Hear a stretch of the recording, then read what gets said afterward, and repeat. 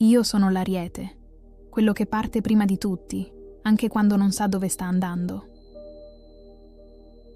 Giugno mi insegna a rallentare, a non reagire subito, a non correre via ogni volta che qualcosa mi tocca troppo da vicino. Forse non devo bruciare, tutto per sentirmi vivo. Forse stavolta posso semplicemente restare e ascoltarmi davvero. A volte non so spiegare cosa provo. C'è questa sensazione sottile, come un fastidio che non riesco a localizzare. Non è rabbia, non è tristezza. È come se qualcosa dentro di me si stesse comprimendo. Come se il mio fuoco, invece di bruciare, si stesse ritirando in silenzio.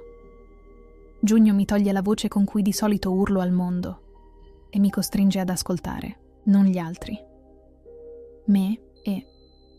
La verità è che io non so stare in silenzio con me stesso.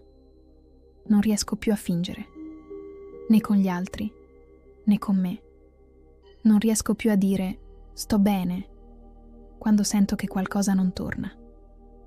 Non riesco più a desiderare a metà, a sentire a metà, a vivere a metà. Per tutta la vita ho creduto che la mia forza fosse nella corsa, nel fare, nel reagire. Ma ora capisco che la mia vera prova è restare fermo. Non fuggire. Non spaccare tutto. Non distruggere per autodifesa. C'è qualcuno che mi ama. E io lo sento. Ma non riesco a lasciarmi amare fino in fondo. Perché dentro di me esiste ancora quella voce che mi dice «Non fidarti. Prima o poi ti abbandona anche lui». E allora mi preparo da solo all'addio, prima ancora che arrivi. Mi accorgo che ho allontanato persone solo perché mi guardavano troppo da vicino, perché sentivo che mi vedevano davvero. E io? Non sono pronto a essere visto nudo, senza corazza. Ho bisogno di verità.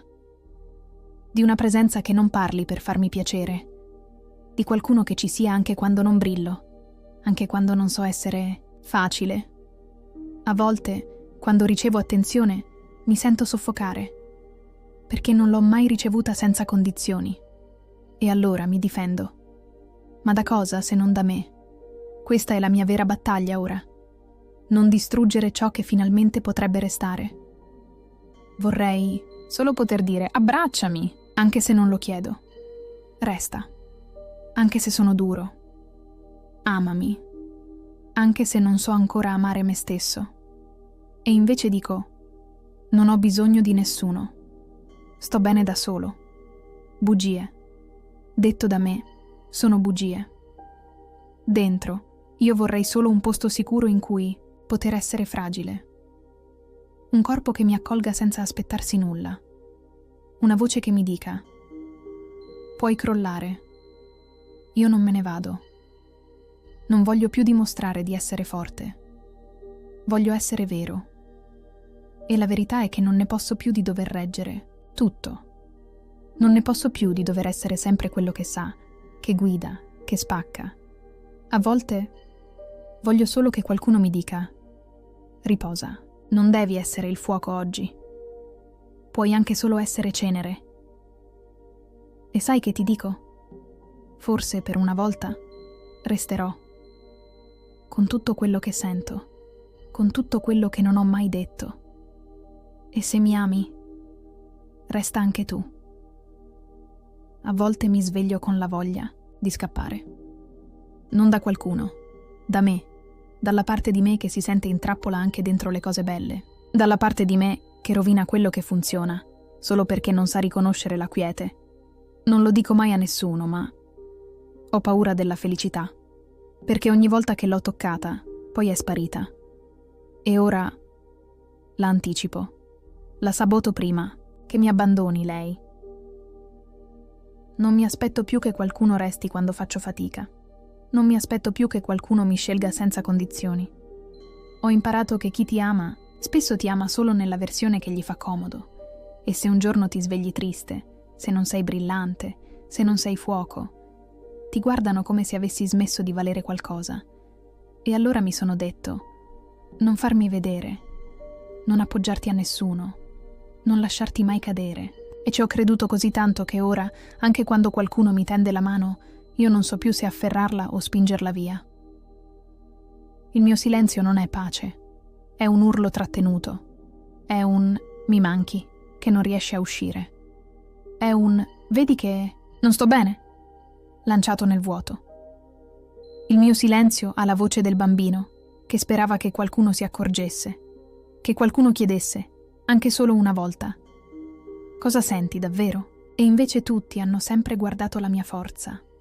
Mai il mio tremore, mai le crepe, solo la scorza, ma dentro io tremavo da sempre.